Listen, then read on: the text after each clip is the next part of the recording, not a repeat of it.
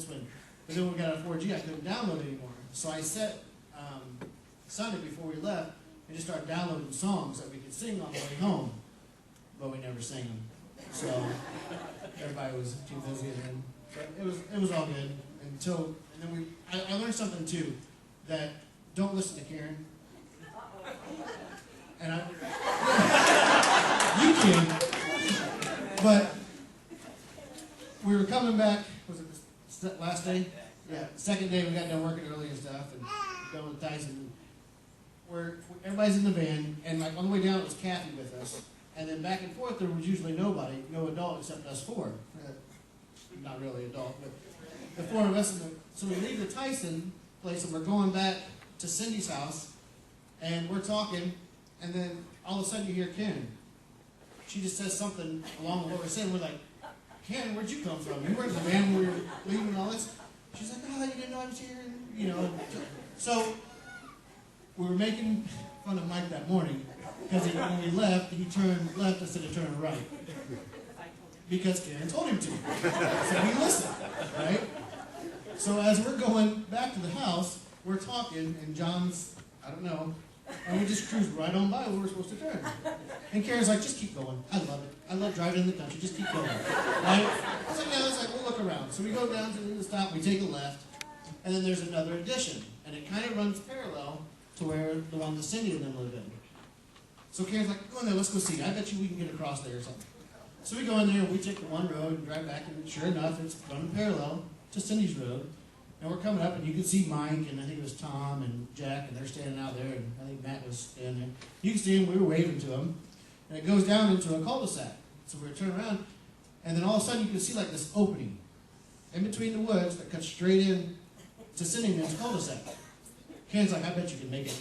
I bet you can go right through there, and you'll get right to the house. We don't have to go back around. You can go right through there. John's like, I'm not going through there. We're going to do tracks. Not going to happen. No, I bet you could. I was the sensible one. Yes. The adult finally appeared then.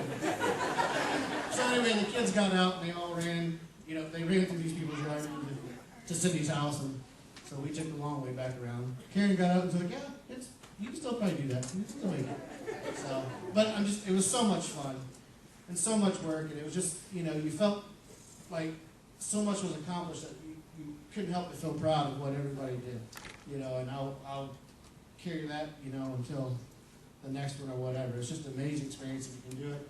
You know, when we've talked about going back, you know, next time will be my wife and hopefully the other kids. And Derek's so awesome about it. He wants to go back for the open house, which is the 26th, 7th, 8th. Yeah, to just go in, just for him to open it and that kind of stuff. So all kind of works. So next time there's one, you know, get involved. It's just an amazing feeling. So, thanks.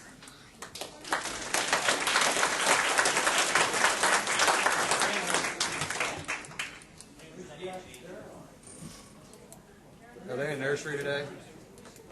Oh, they're over. Melissa tried. Melissa tried. I just want to thank the group that I went with. You know, it's amazing. You know people, like Derek said. You know people all your life, and you meet. You know, I've met most of the people in the church, but you don't get to know people until you go on a trip like this with them. And it was just a blessing to get to know more people in the church better.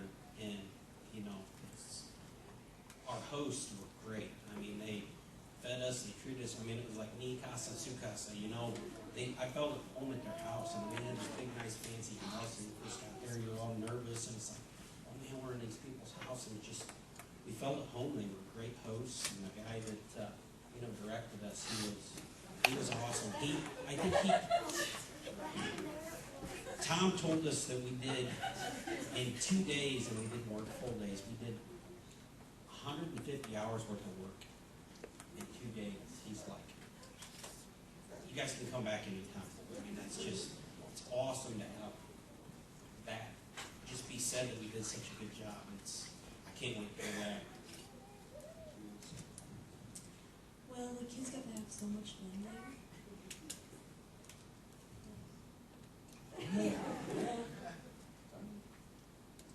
They got to like mess around and stuff. See, everybody said all the kids worked, and you're making it sound like all the kids love them. Yeah, plans work both, don't you? It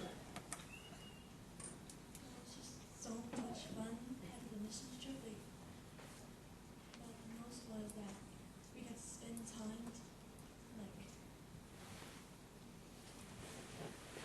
What? It's okay. And I think probably what she's wanting to say is she's anxious that we can next time go back as a family. My wife quits working 7 days a week, hopefully here soon, and that's something we've been praying for. So if we get there, we can all go as a family, can't we?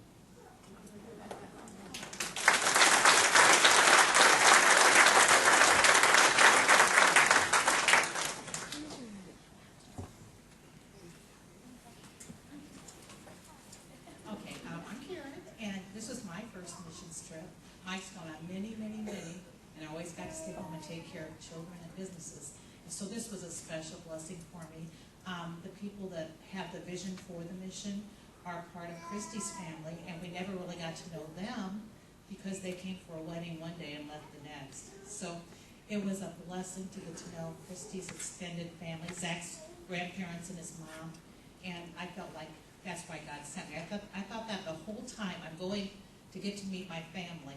But when we got there was so much more to do.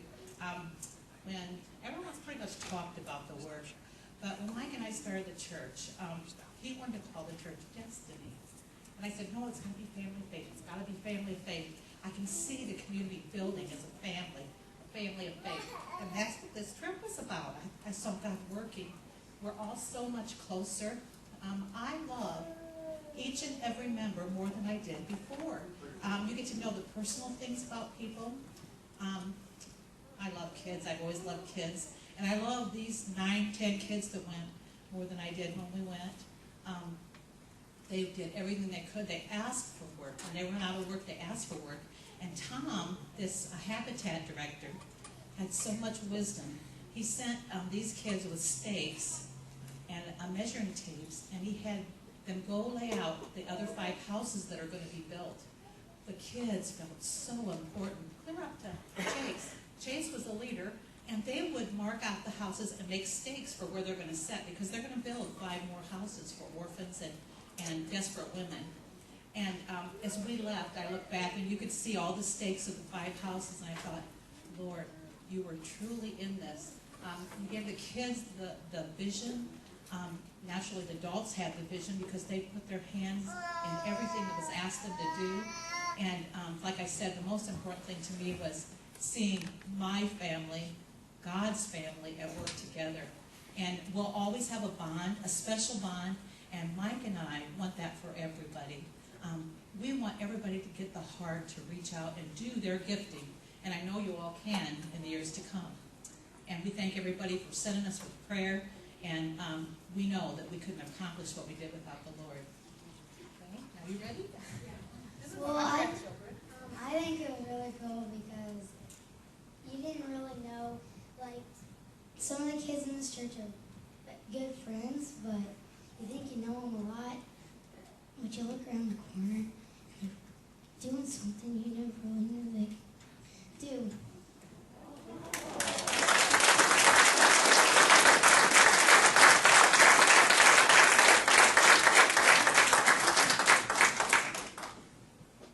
Funny, everybody's talking.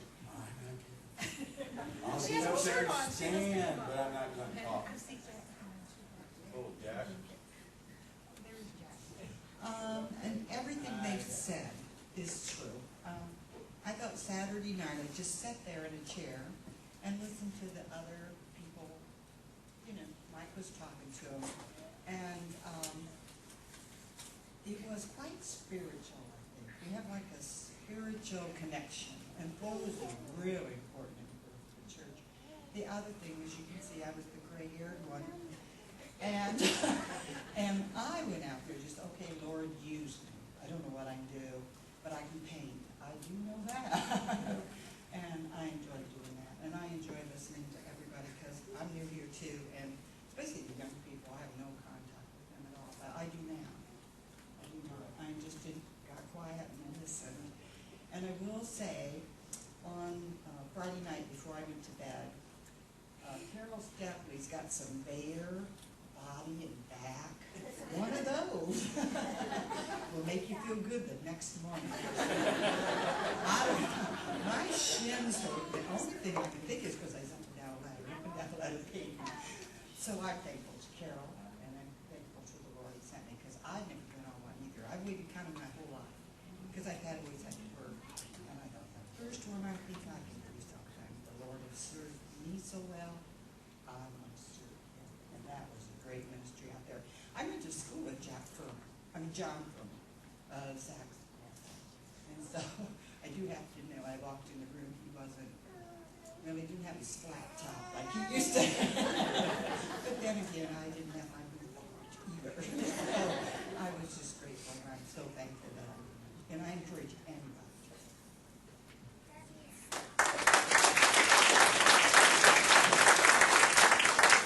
I was a mechanic working on a trailer when it broke down. Yeah, great. It's like the Indy 500. Good stuff. Pull into the parking lot, you got 6 guys on one wheel. There isn't much that I could really say that's new over and above what's been said, but the one thing that our pastor Mike and others have experienced, that there's need all over the world. And it's not just in the Guatemala, it's not just Southern Indiana, it's St. Louis, Hawks Point, the whole shop. And as you can see, the young people didn't have any problem playing poker.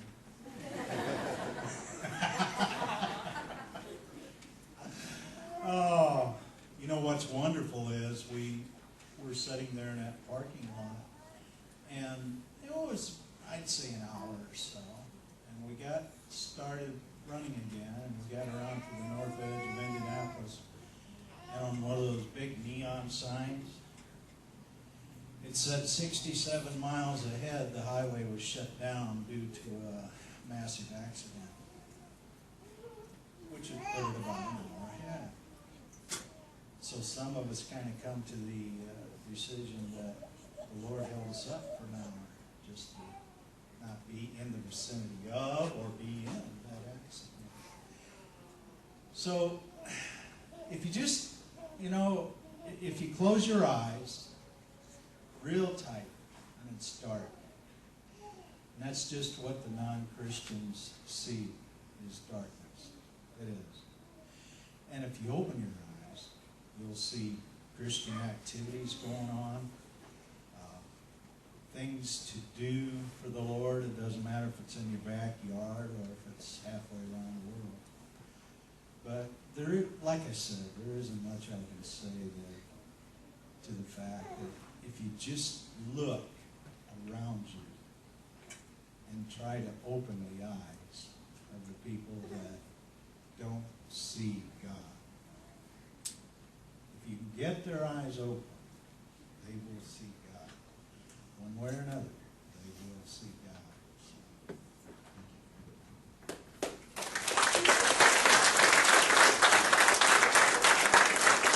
Anybody else wants to, that we've mentioned, wants to? They mentioned the trailer broke down. We were on the south edge of Indy, southwest corner, 36, where the Rockville exit is, and there's a Sam's Club right there. We're trucking down the road 70 miles an hour, and all of a sudden, wham, something just shook that whole vehicle. We had our envoy in the trailer hooked on behind it, and I looked at Matt Taylor and I said, "What was that?" He said, "I don't know." I said, "I didn't hit anything in the road." And I'm thinking, Sam's and this exit's up here, Lord, we need to get to the exit. We don't want on 465 dealing with this trailer. So we got up there and got the corner turned, and we went a short distance about from here to Scott's, and I went to turn right into Sam's parking lot, and the right rear wheel locked up on that thing, started sliding. So we just went on up a little ways and pulled in the parking lot, and the guys jumped on it. We got to look, and both tires were ruined. So they took the tires off, and we went into Sam's, and we bought 2 new tires. And this guy was slower than slow. And I'm thinking, okay, Lord, patience here, right? I'm trying hard. And he yells this name out, and he says, "Give me a hand." And he goes, and here's this black guy in the corner putting tires away, didn't even know he was back there, and he was being smart aleck. He wanted a hand, so he just gives him a hand. He said, "Get up here." He said he's got a couple tires he needs changed. So he jumped back there and got on him right away, and I'm thanking God. And the Lord says, give him a tip. So I pull my billfold out, and I pull this 5 out. And he rolls the tires out, and I thanked him. I said, you know, we've got a bunch of kids sitting out there in the parking lot. And I said, I'm really thankful that you jumped in and helped us. And I said, the Lord laid on my heart to give you this tip. He said, oh, no, dude. He said, you get back to church. He said, you put that in the offering. He said, God has above and abundantly blessed me. He said, you put that in the offering when you get back. So this is going in the offering.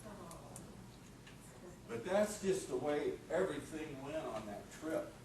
And it was so amazing. We had our meeting and prayed, and Tom looked at me and he says, I don't want you doing anything.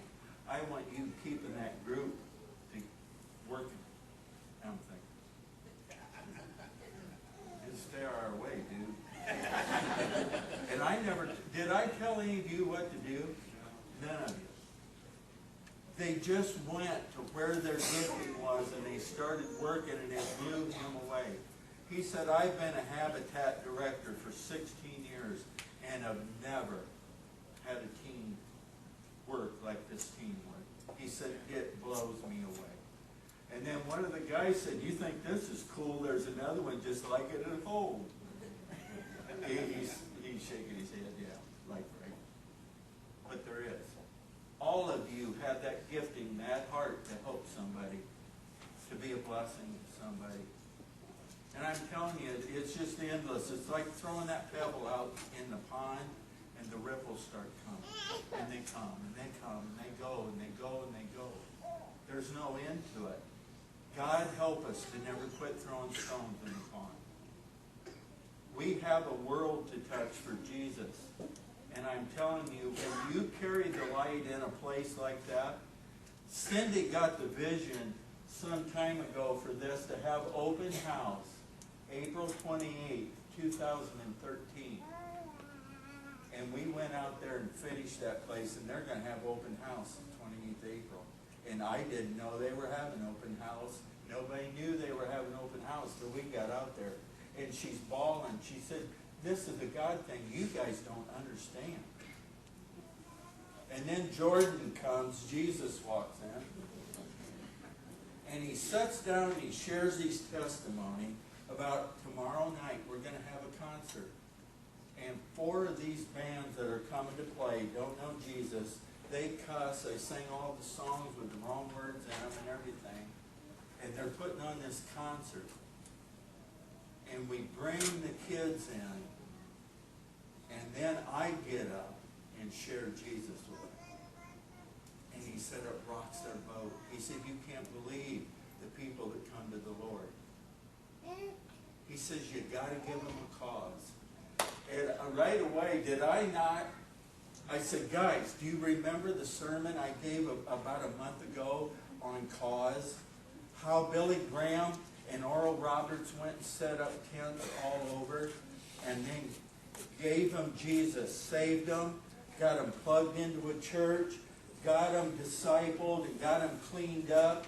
And then over here, we'll try and figure out how you can fit in somewhere. Now we give them a cause. We take them on a missions trip, and we disciple one another and show them Jesus, and they're hearing Jesus. And then in the end, we get them saved. And I said, Jordan, you've got my vision. It's the same thing. It was so awesome. And John Parks yelled out, we got to get connected with him. And I said, dude, we already are. And everybody started laughing. It's what's working today. People that are on fire for Jesus and saving the lost have the vision.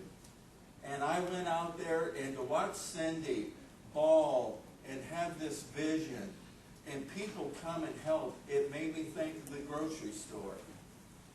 And I've got that same vision for that grocery store. And I haven't shared this, shame on me, but we offered them $175,000 and they countered us at $200,000. So we're stuck $25,000 apart.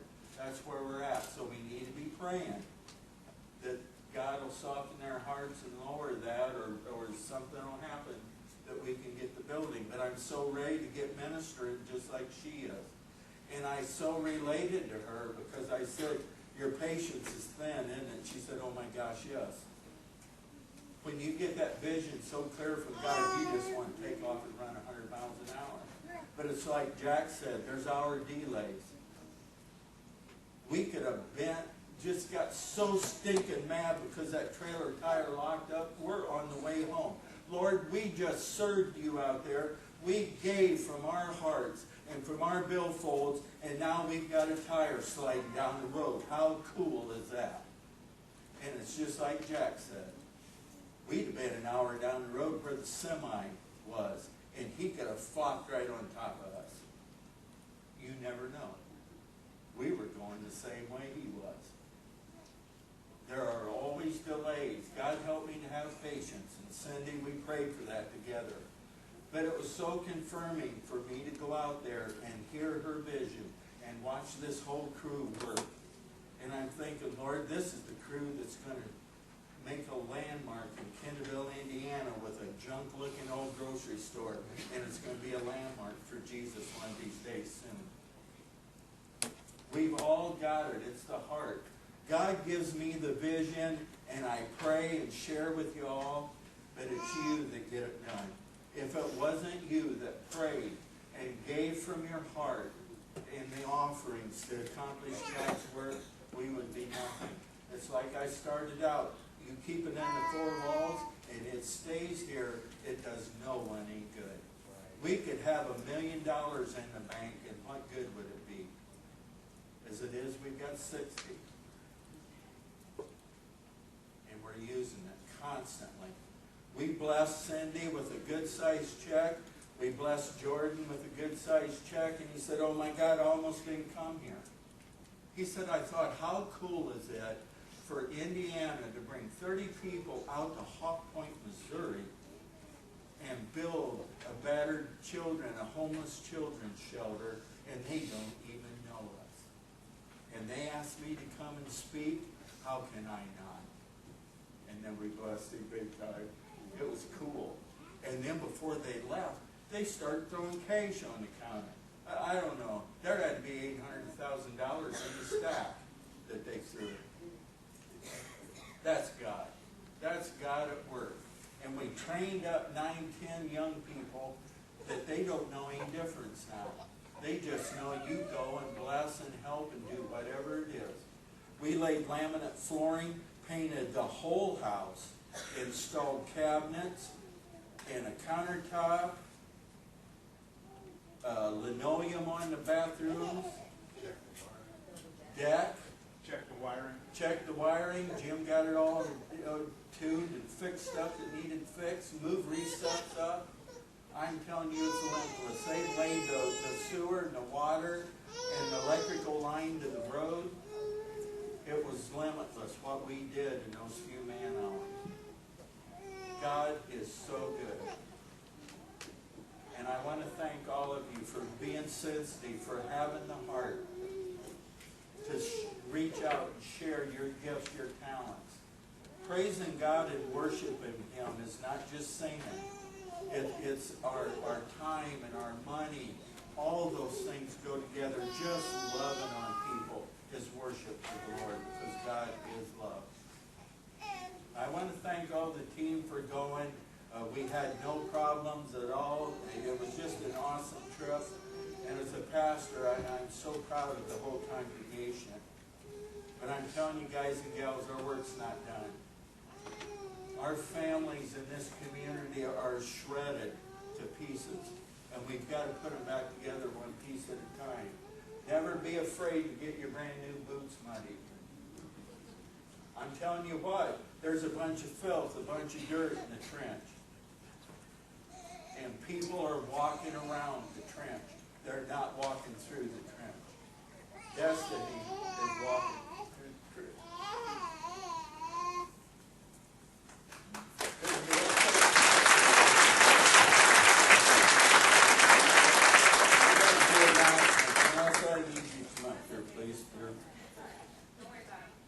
No, we got to worry about it. Come on up here.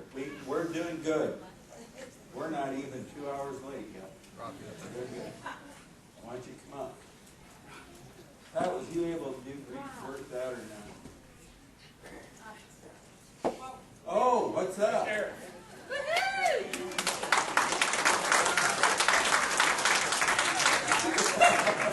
never seen them before.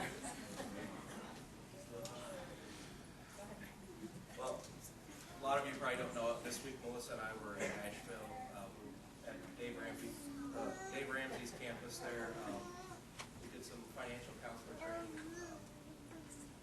I've had a heart for this ministry in the church really since we've started with teaching the financial piece in university classes. I had never gone through it, and so I thought, oh wow, I guess I'm going to learn this while teaching others. So we've gotten into some situations and felt very overwhelmed with being able to help people. So we felt called to go to take this class. It was an awesome time all week. I wrote some stuff down. Just go ahead and read that so I don't ramble. First off, Melissa and I would like to thank everyone who helped support us this week. A lot of people gave. A lot of people bought cakes.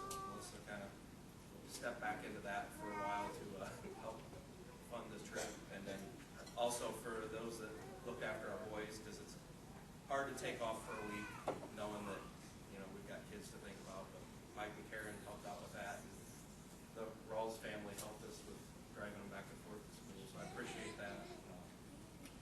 It was very humbling to see all the other people. You kind of have a thought of what something's going to look like, and I expected, a few tables and we'd sit there and have this counselor training, but there were actually 84 people taking this training, and that's 84 now. There's about 4,000 people across the country that have went through this. So you feel like there are a lot of people that this is on their hearts. I mean, we all know the number one cause of divorce is financial problems and money fights. We had them in our house. I imagine about everybody in the church had arguments over what needs to happen with money or where it's going to come from. So there's obviously a huge issue with that.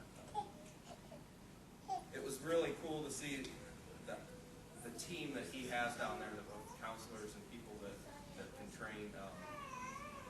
They're awesome. They're really doing what God's called them to do. God blessed them to be able to teach people, and we definitely learned from that. We learned how to help assess people's situations. When somebody gets into something, it didn't happen overnight, and they're not going to get out of that situation overnight. We learned how to give truthful information. So much of the debt consolidation stuff and different things that you see on TV, a lot of that stuff is it's not good for people. It's not going to help them. So we learned a lot of good information and the truth that comes from the Bible to be able to help people with their finances. And probably the most important thing is learning to give people hope. There is hope. God has a plan for you, and be able to give people that hope that they can get through their situation. And with that, it's Melissa and I's hope, and I think others in the church, that we're getting ready to start a Financial Peace University class next Sunday. I would like to see everyone go through this class. It's whether you're almost bankrupt or are bankrupt, or whether you're doing fine financially, there is something to learn there. God says a lot about money and finances in the Bible. I don't remember how many scriptures it is. 2,350. Thank you. So that means to me that God knows. God has a plan for people's finances, and He wants us to get in tune with how He wants us to do things. Many times in church, people get turned off when the subject of money comes up. I mean, I know with talking to people, you hear, oh, all that church wants is my money. I mean, hear that a lot, and I think God has a lot to say about that, and we sometimes get a warped point of view of what God really has to say about money. So I invite everybody to attend Financial Peace. There's cards in the back you can fill out, get started on that. We're going to start next Sunday. We may or may not have enough kids to get started, depending on how many people come, but we'll get that.